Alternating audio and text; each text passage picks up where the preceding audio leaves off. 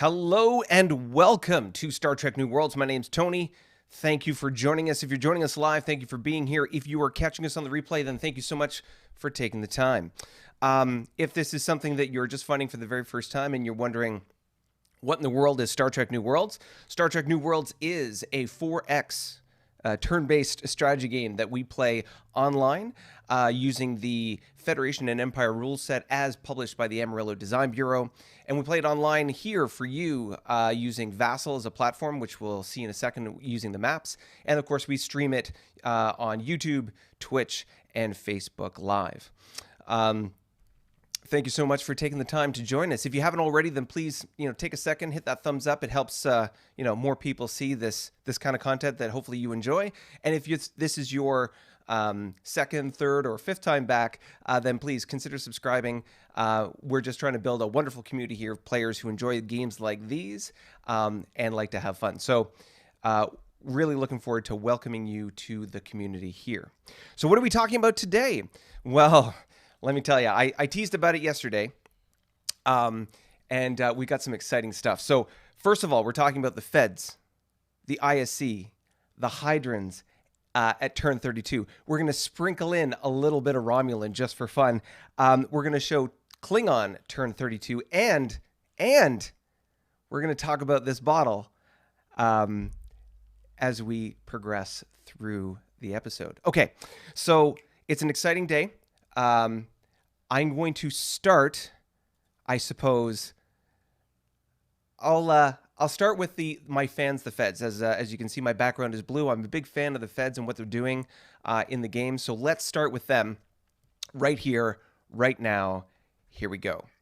All right, ladies and gentlemen, boys and girls, this is an exciting map. Why? Well, first of all, this is the Federation turn 32. So turn 31 has passed. They've been presented this map for turn 32, and they'll submit their turn.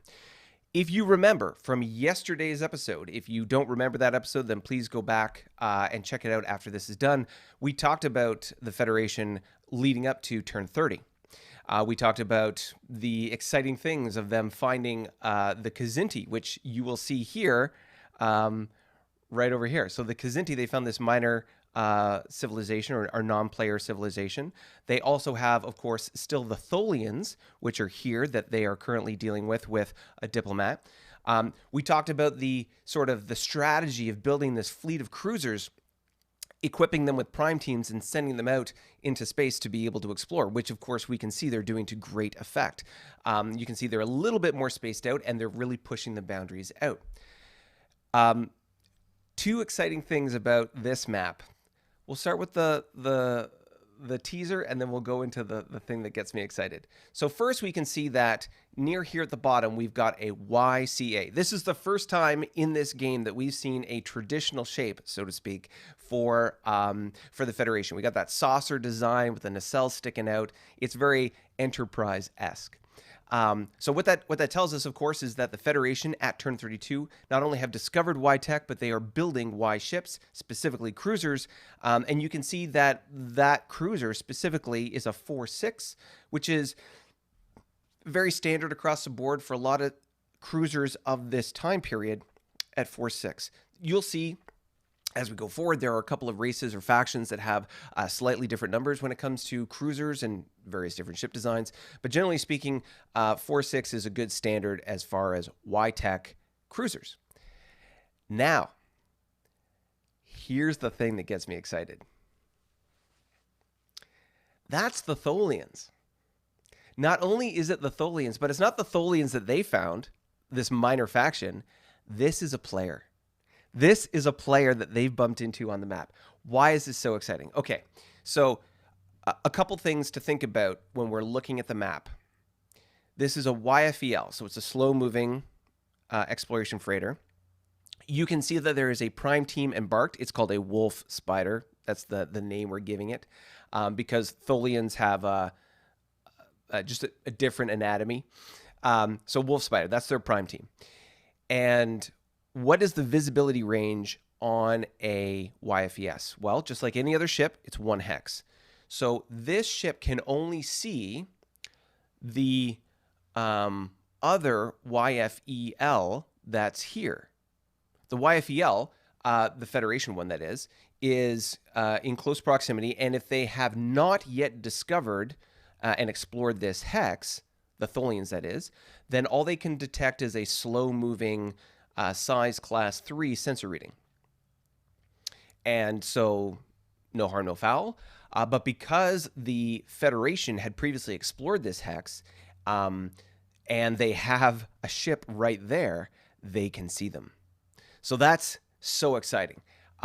One of the things that's particularly interesting about this dynamic is that the player who is playing the Tholians is the GM from the previous game.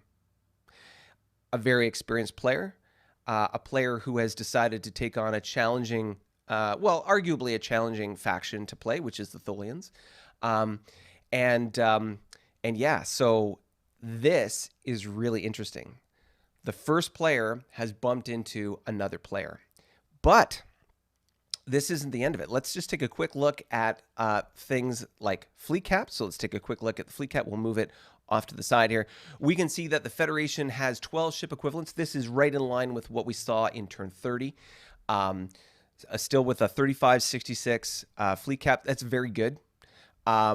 We can see that, of course, the Kzinti, the Orion, the Tholians. Those are all just the Kzinti and the Orions are the minor factions, and the Tholian here is not this ship displayed, but rather the ship equivalents that are in the non-player characters hex. One thing to note: if and when the maps open up, the Tholian numbers on fleet cap will be tweaked a little bit because they'll be including the Tholians as non-player characters. So we'll have to kind of do the mental math as we go forward.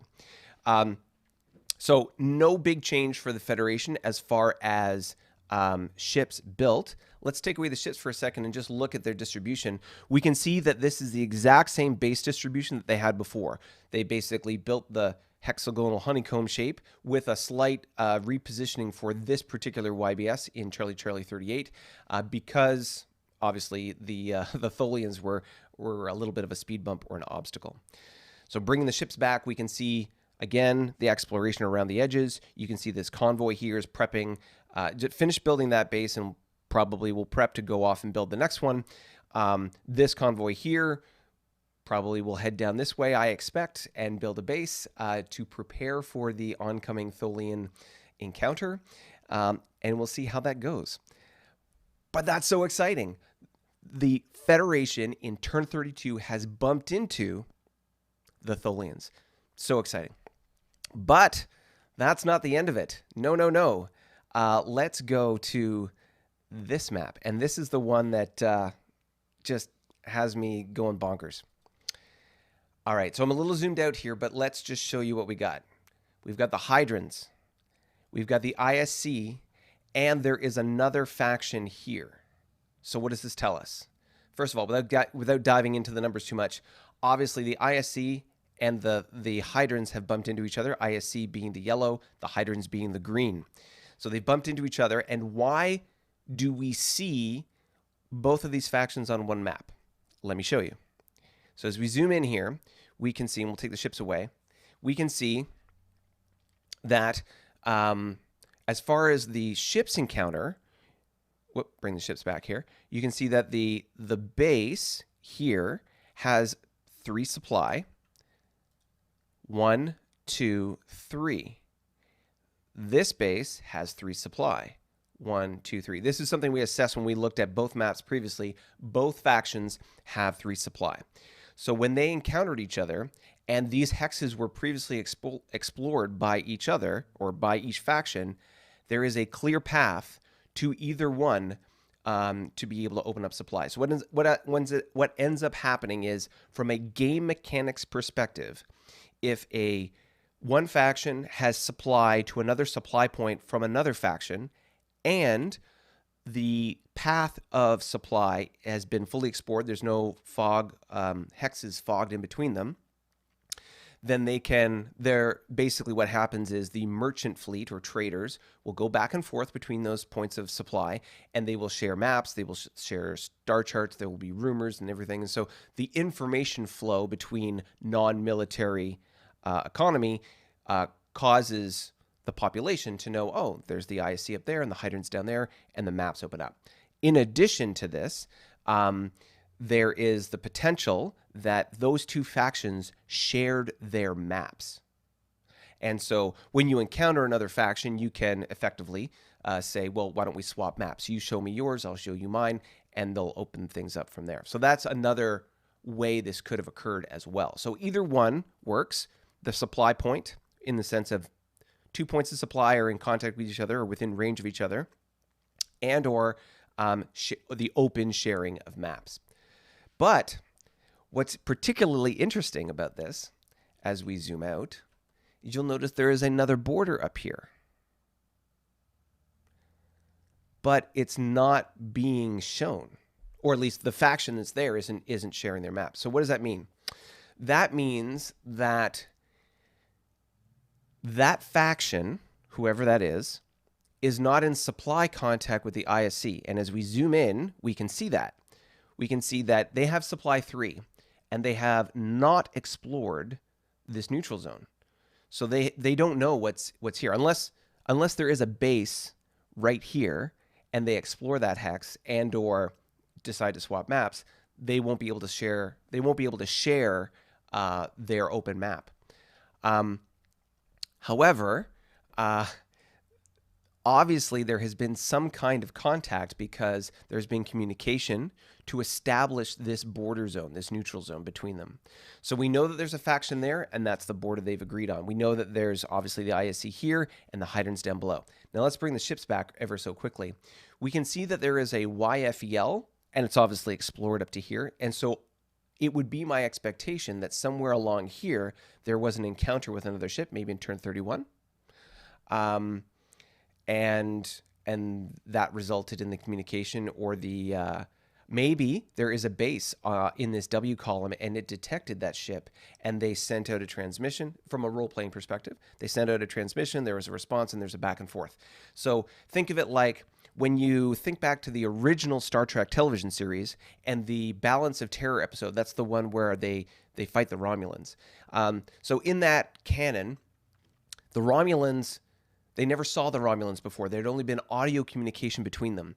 And so if you think of that in this context, maybe there is a base on the other side of this, like in the whiskey column here.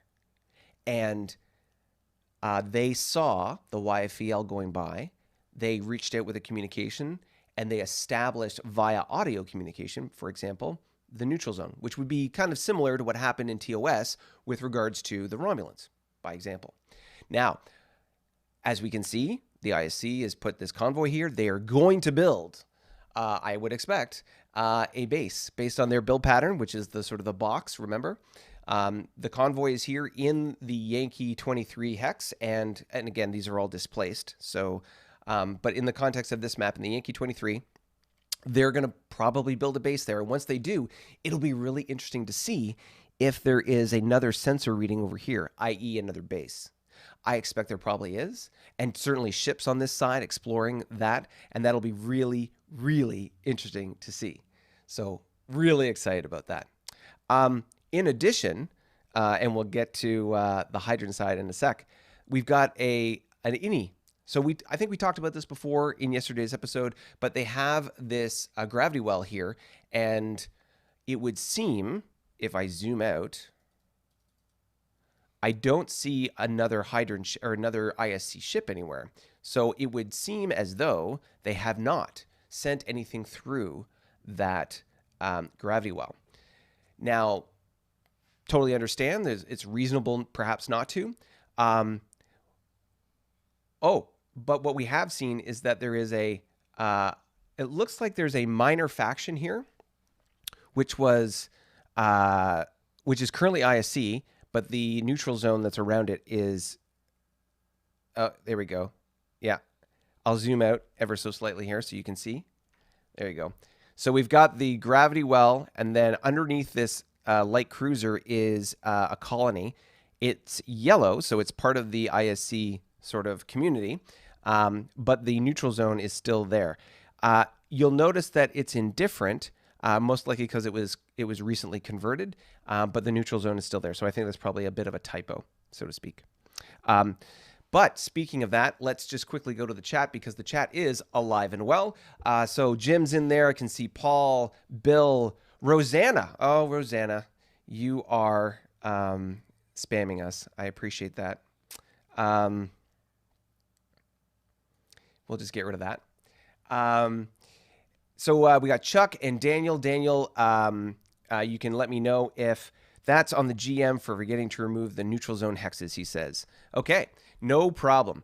All right, so so that's what that looks like as far as the ISC. Let's scroll down to the Hydrans. So why would you send a ship through gravity well? Well, looks like the Romulans just did. This red right here is a W-era snipe. Snipe is basically a Romulan frigate, and it went through the gravity well. So, so interesting because who knows where they are, but they've popped out on the other side. So what will they see? When the ship pops out, it will see, it'll be in a fogged hex because it won't be able to explore, but it'll see like a sensor reading around it. So it'll be able to see this base, and that's it. It'll know that there is a base station there in the sense that it will be a certain size class and it's stabilized sensor reading, which means it's a stationary object. So if he moves towards it, he'll be able to discover that there's a base in that hex, but he won't know much else. Of course, if you do watch the live stream, you can see the map for yourself and you know what's there. But very interesting to see that. So we've got the Romulans have shown up. They have gone through a gravity well or gravity rift. So it's a one-way door, meaning that it was a one-way journey and they're crippled. So let me take a second right now to talk about the tech when it comes to wormholes. So here we can see we've got a little table. We have this is an Excel table, but basically it's a tech tree. And as you can see here in this column, we've got wormholes. And in this category, wormholes, once you discover a wormhole, you can sort of unlock this tech. And the first sort of milestone here is the prerequisite of successfully exploring a gravity rift or wormhole. So usually what that means is you send like a survey cruiser or a ship with a prime team or whatever you want to send there to be able to explore, just like you would explore a fog of war hex. So you send the ship there, it explores the gravity well or gravity rift, and then once it's successfully done that, you can start researching. Now, what will end up happening is you send the R&D team. So an R&D team, just like a diplomatic team or a prime team, is a special team that you can build. They cost 5 to build. Once you have the ability to build those, you can send one and locate it on the gravity well or wormhole, and you can start conducting research and add to the wormhole tech. So we can see there, hey, Pulse Fired Gaming, welcome to the show. Nice to see you. We can see here that, again, the prerequisite is you must successfully explore a gravity rift or wormhole. And then the limitations at this point are no crippled ships can go through a gravity well or wormhole. So once you've gone through at this early stage and you're crippled, you can't go back without sort of being repaired. But of course, in this example that we'll go back to in a second, it's a gravity rift, so it's a one-way door. If this was a full wormhole, then going back through that same door would only be available to that ship if and when it was repaired. So slow units, meaning convoys and large or small survey freighters can't go through. And a ship is crippled on a 1 to 6. Now, this is on a 1d6 because this is normally a tabletop game. So on a 1d6, you're going to get crippled, or 1 to 6, you'll get crippled, meaning that no matter what happens and you go through that wormhole, you will be crippled. And then the last thing here is maximum of 1 ship transit per battle round, meaning that if you were on a wormhole or a gravity rift and you were fighting a battle in that hex, you could, assuming you weren't crippled, retreat in a battle round through the wormhole of the gravity rift. You can only do 1 ship at a time per battle round, and that's how that goes. So, Pulsefire, so excited. He talked to me. Hi, Pulsefire, welcome to the community. Thank you so much for joining us here. As we go down, you can see here there's a number of different tiers in the wormhole tech. So the first maybe 10 years after you start discovering wormhole tech, you will be able to transit with potentially not being crippled. You'll only get crippled on a 5 or a 6, so 30% chance. And then 30 years later, you can transit it without being crippled, and then eventually you'll be able to send slow units through, i.e. merchant ships, and that means you open up supply, meaning if you have a 2-way wormhole, then you can have supply running through that wormhole. So that's a sort of an aspiring level of technology that allows you to really leverage wormholes and gravity rifts in the future. Keeping in mind that you cannot provide supply through a 1-way gravity rift or gravity well, but you can do it through a wormhole. And as per sort of the evolving random events that occur, a wormhole can turn into a gravity rift, and a gravity rift can eventually turn into a wormhole. It is completely dependent on the events of the game, as sort of a random event. There's no way to really sort of forecast if that's going to happen or not. But you can anticipate that there is the potential that it could happen in the future. So something to think about, really exciting. All right, let's go back to the map. So you can see here, like I said before, the Romulans have come through, and it's going to be exciting to see what happened. Now, as far as a role-playing context goes, the player who's playing the Hydrans was kind enough to share with us the initial hail that he sent out to the Romulans, and it goes as such. Salutations and greetings, alien oxygen-breathing brethren. Keeping in mind that the Hydrans, as per canon, breathe methane, so they're like truly alien, not like classic Star Trek aliens that breathe oxygen, like everyone's a human-looking alien. Hydrans are very different, so they are methane-breathing, look kind of tentacular, and so on. I am Felona, Chief Theologian aboard the base station Patha 3, representative of the Feroric, my goodness, my pronunciation, theocracy of the Star Empire of Hydrans. We are surprised to see your sudden appearance inside our space in such a poor state of repair. We have facilities here which can repair your damage, the damage you have sustained.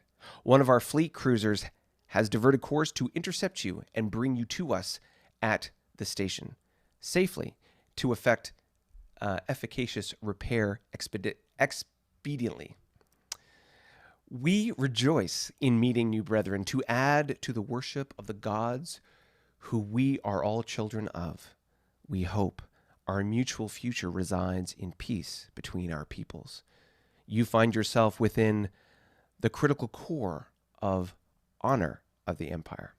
We await your response to our offer of assistance and repair. As stated previously, a fleet cruiser has been diverted to assist you in this task. We have one thing to ask you, in good faith, to tell us where you came from, apart from your exiting the anomaly located in the Hex.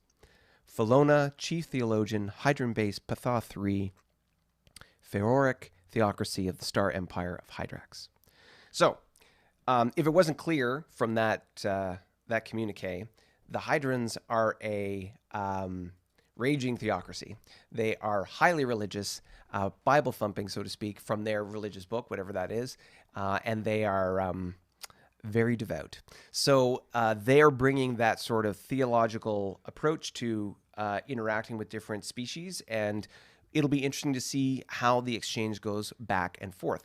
As we saw here, they're just sort of greeting the Romulans, and we'll see what happens as we go forward. But it's going to be interesting to see how this particular character of the religious Hydrans is going to play out in interacting with other factions.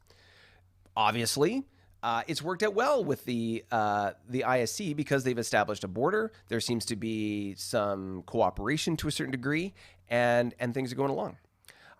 Let's take a quick look at Fleet Cap, because this is the first map that we're going to be able to look at where we're going to be able to see all the like the comparison between Fleet Cap between, let's say, the ISC and the Hydrans. So let's move this out of the way. We can see this over here.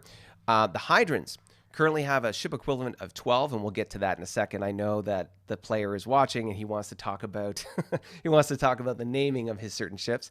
So we've got the Hydrans ship equivalent of 12, attack factors of 19, defense of 56. The ISC have 6 ship equivalents with a 16-44 split. And so what's interesting about that, I find particularly interesting, you've got half the number of ships from the Hydran side, or sorry, from the ISC side. But the attack factors are very close, and the defense factors also very close.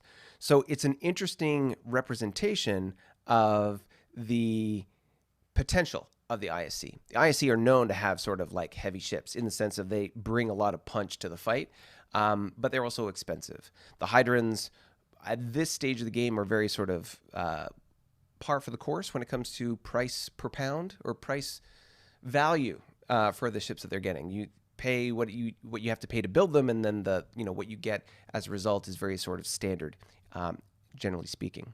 One of the things that's interesting is the number of tugs that the Hydrans have. This is, I'm sure, what the player would like to discuss. Just to note, there are 4 tugs that are currently in operation on the Hydran side, and he's named them,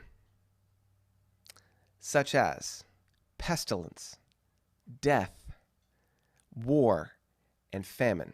It was pointed out a little earlier by the game master that it was particularly ironic that the tug known as Famine was providing a supply mission to other ships to extend supply. A little ironic. The choice of using the 4 horsemen of the apocalypse to name your ships after, very interesting, of course, tying in with the religious connotations of the Hydran theocracy, but yeah, it's interesting. Other than that, as you can see, let's just take away the ships for a second. You can see their base distribution is as per what we discussed before. It's generally speaking this 3 hex spread. You can see that to the north, basically we're going in these pentagonal cardinal directions at this point. You can see that there's a straight up north, there's kind of a northwest, there's a northeast. It's not exactly bang on because, of course, the location of the homeworld relative to these bases is not quite aligned in that way. But it's sort of looking, I was going to say squiddy, but it's got these arms outstretched. And so anyways, it'll be very interesting to see how this evolves and how this player builds out his infrastructure and base network. Bringing back the ships, you can see that he's preparing to build more. For example, War, one of his tugs, is in the bottom here, ready to probably build a base and extend his reach south.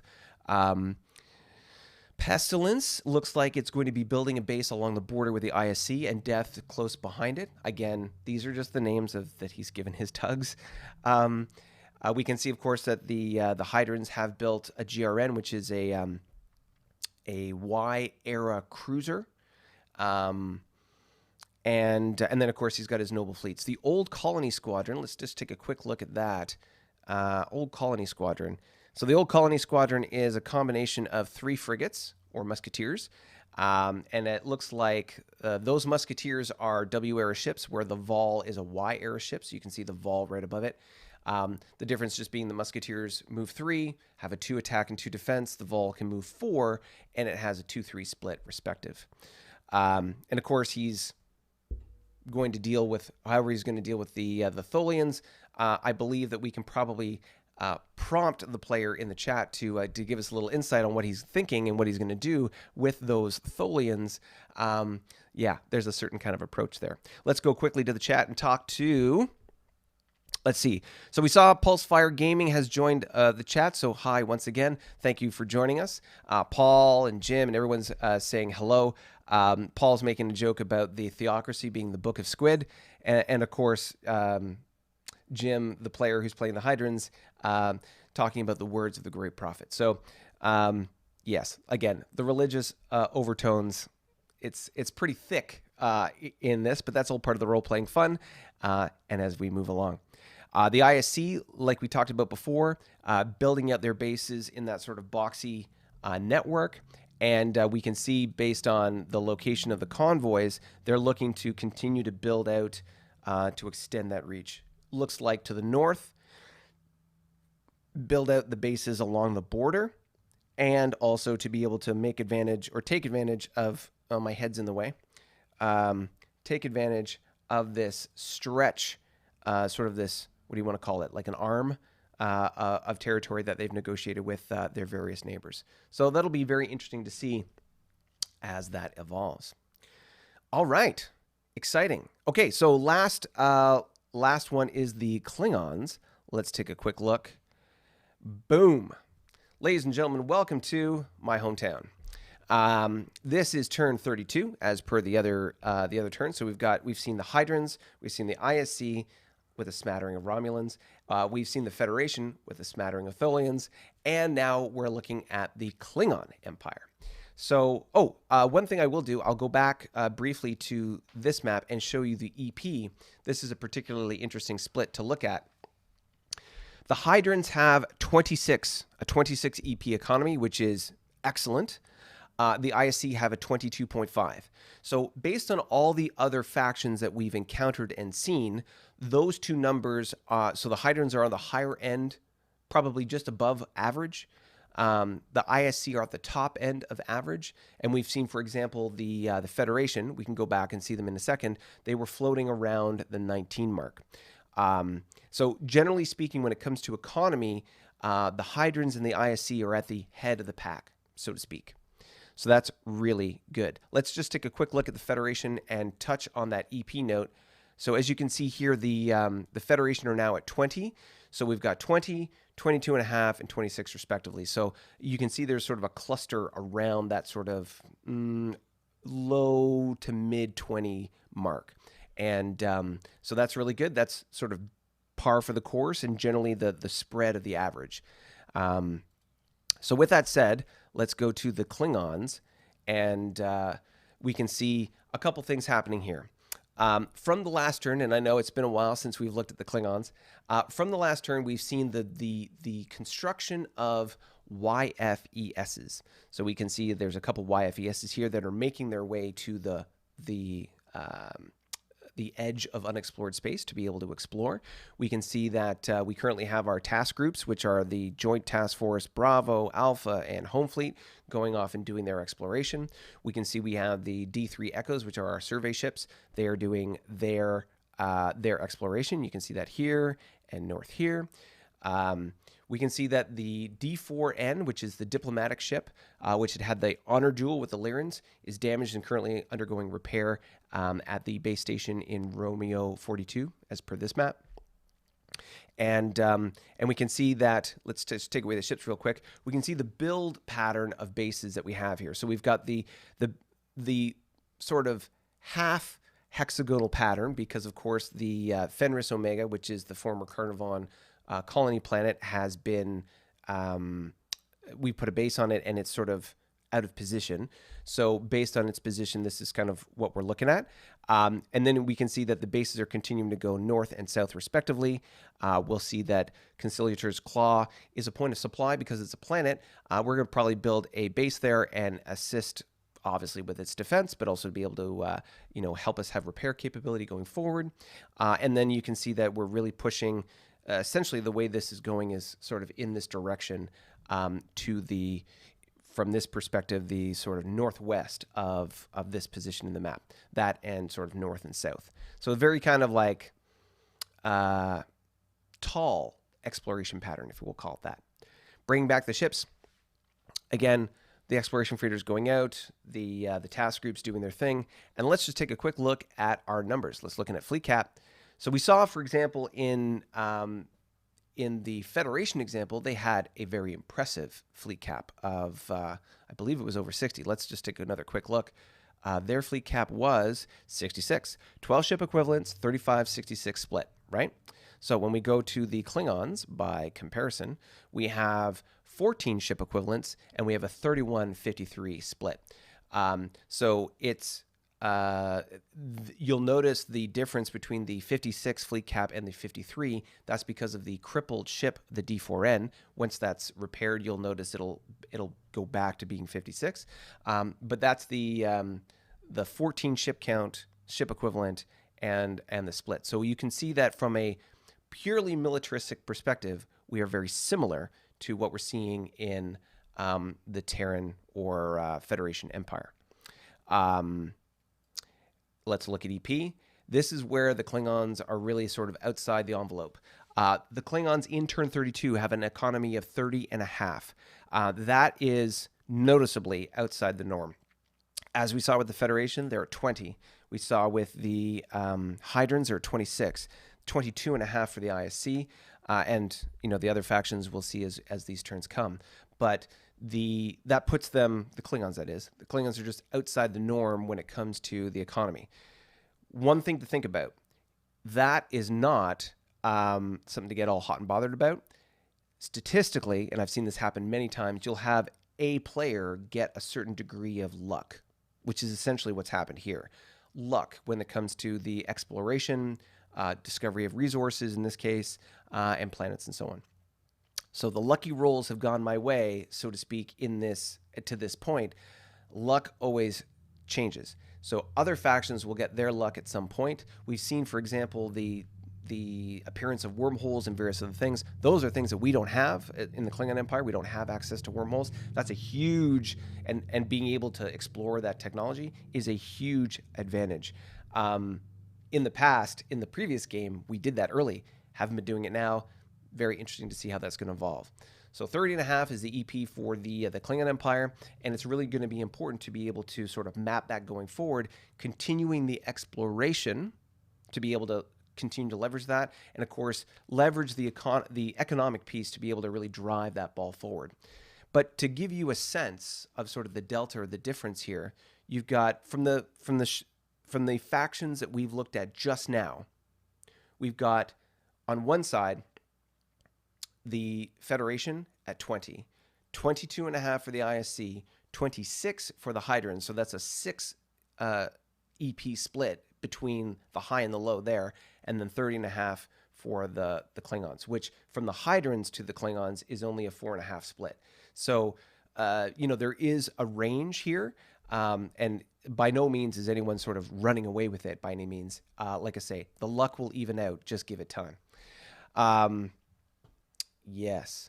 So I was going to take a second here and just talk about it.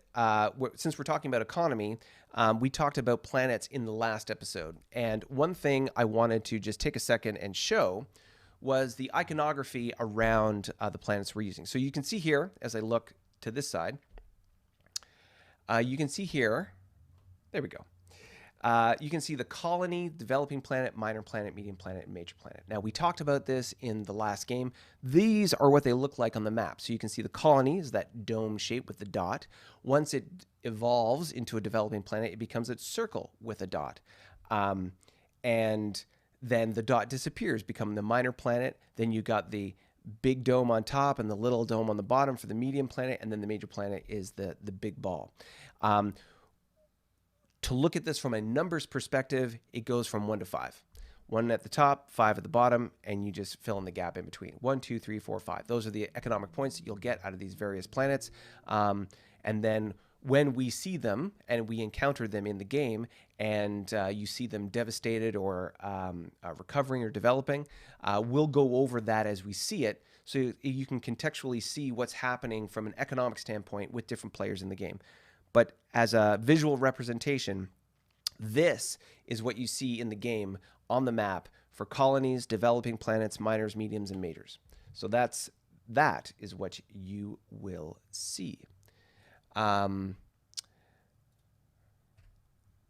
we go. Okay, so what have we talked about today so far? We've talked about the Federation. We talked about the ISC, the Hydrans, the smattering of Romulans, the smattering of Tholians. We've talked about the Klingons, all up to turn 32. And what have we seen? We have seen this prolific sort of expansion of the discovery of other players. The Hydrans have bumped into the IC, and there's another faction there that we don't know. The Romulans have bumped into the Hydrans. The Tholians have bumped into the Feds. And, of course, the Klingons are, playing by themselves. So to honor this momentous occasion, let's talk about the bottle. So the bottle today is all about celebrating the beginning of the end, or the next phase of this game. Up until this point, we have played this game in sort of pockets of seclusion. Every faction has submitted these turns in bursts, like 5 or 10 or more at a time, and we've been able to walk those turns forward as relatively quickly as possible because there has been such distance and space between all the different players. Obviously, that is no longer the case. People are bumping into each other, and stuff is going to happen. So whereas in the past, we've shown you turns of 5, 10, 15, 20, 25, 30, now, as we move forward, things are going to get much more interesting. The maps are going to get much more dynamic. There's going to be a lot more interaction and play when it comes to the role-playing and potential conflicts or sort of alliances and teamwork that's going to occur. And this is where the game gets real, so to speak. So, to be able to celebrate this momentous occasion, I would like to take this bottle of Maker's Mark Kentucky Bourbon, and I will crack this open, and I will celebrate with my fellow players in the chat and with you, the audience members, to say we have reached a pivotal point in the game. We have reached a point where we will now be progressing turns at a much slower rate, 1 or 2 at a time. Generally speaking, for those of us that are playing the game and for those who are looking at the game from outside, this is a point where we're going to probably go 1 or 2 turns for every stream that you see. We'll see how quickly we can get through it because it depends on how quickly players are able to see, process, and then submit their turns. But this is the turn-based component of this game. If you were doing this in real life in like a tabletop scenario, it would happen relatively quickly because, you go across the table, it's your turn, and then they're done, and now it's my turn, and so on and so forth. But in this sort of online environment that we're playing it in, we send messages over Discord, emails with our turns, and various other sort of information to be able to process and sort of direct what we're doing in the game.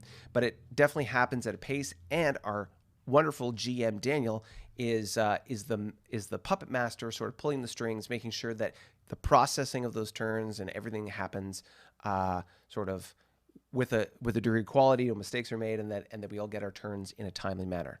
Keeping in mind, this game is a sort of a in-person processed game. This is not like we have some kind of algorithm or program in the background doing all the calculations for us. We do have tools that we use, but it's all people-based.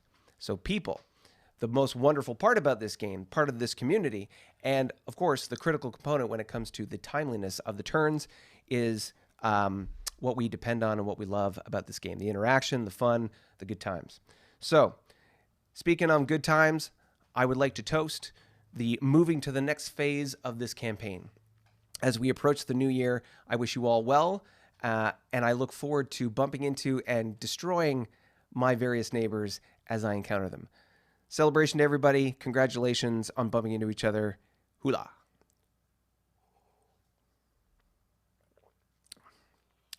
Woo-hoo. That's actually really good. Yeah, that's really good. So let's take a minute as I recover and go to the chat real quick. So we have Jim talking about the heresy exists in the universe and the heresy must be expunged. Of course, really leaning into the role-playing aspect that we're talking about with the religious theocracy. Chuck is saying, if I was involved with this mess of my fangs would be needing sharpening. So, for example, Chuck is playing the Lyrans, and as we've talked about, I believe we've discussed, if not alluded to the fact that the Lyrans are a warlike being played as a warlike faction, much like the Klingons. And so it's going to be very interesting to see who bumps into them and how that works, because the Lyrans are, as we've just seen here, are going to be played out in a very potentially aggressive manner. Looking forward to seeing who bumps into them. Jim saying, you are welcome to a sermon, i.e., of course. Daniel, when you're at peace, your income is half. So 6-point lead is really only about 3 more income normally. So that's a really good point. Let's take a second and dial in on that. In this game, there are 3 states of your economy: peace, limited war, and war. So for anyone who's actually played F&E before, you'll get a sense of what that's all about. But in this game, it maps it this way.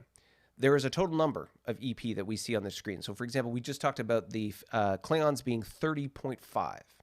That's the total economy. While you're at peace, you only get half, or 50% of that income, so 15.25. And that's the income that you have to spend and work with from turn to turn to turn.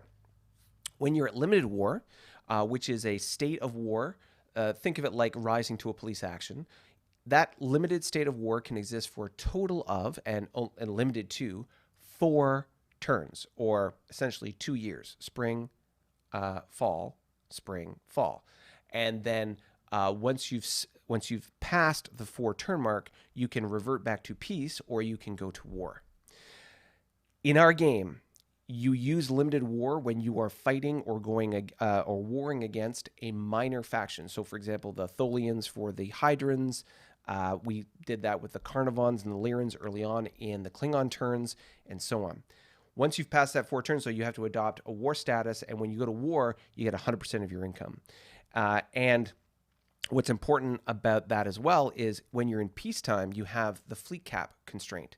So, for example, you have your EP, so the income that you have, times a number based on your tech. So 5, 6, 7, and 8 respectively. You take that number, times it by the level of technology that you're at. So at Y Tech, I believe it's 6. So you take that number, times it by 6, and that's the total fleet cap that you can support. And so that's just your economy can supply food and fuel and various things to these certain amount of ships. That is the supply fleet cap that you have. While in peace, you're limited to that fleet cap. You're limited to the total amount that you can supply. If you go above that number, then you start incurring sort of a penalty cost of half 0.05 of an EP per point over fleet cap. We can do the math on that later once that occurs, but long story short, you've got a limited number of ships that you can support in peacetime. Once you go to limited war and war status, that changes, and there is no limitation. So that's the advantage of war, limited war status, versus peace. However, for every turn that you are at war, you incur a war turn. Once you get to 20, the 21st turn, you start incurring economic penalties. You start only getting 75% of your income. Once you get to 30, it's 50% of your income, and it grows from there. We've never been in a situation where the economic fatigue or the war turn fatigue factors in as of yet. But as we go through this game and wars occur, it's something to be cognizant of, because the cumulative effect of concurrent wars will have an impact on your economy. You can recover from those war turns only in peacetime, and it's a 2-to-1 ratio. So for every 2 turns you're at peace, you recover one war turn. So 2-to-1 in that respect. So if you're at war for 10 turns, it'll take you 20 to recover, and so on. So something to think about, and the effective or strategic use of war will be something that will play out in this game in a very interesting way. So, something really interesting to think about. Looking forward to seeing how this evolves going forward. Like I say, congratulations to everyone on bumping into each other. I look forward to joining the club when the time comes. But congratulations to all of my other players. Daniel, Paul, Jim, all whooping and sharing cheers. Chuck. My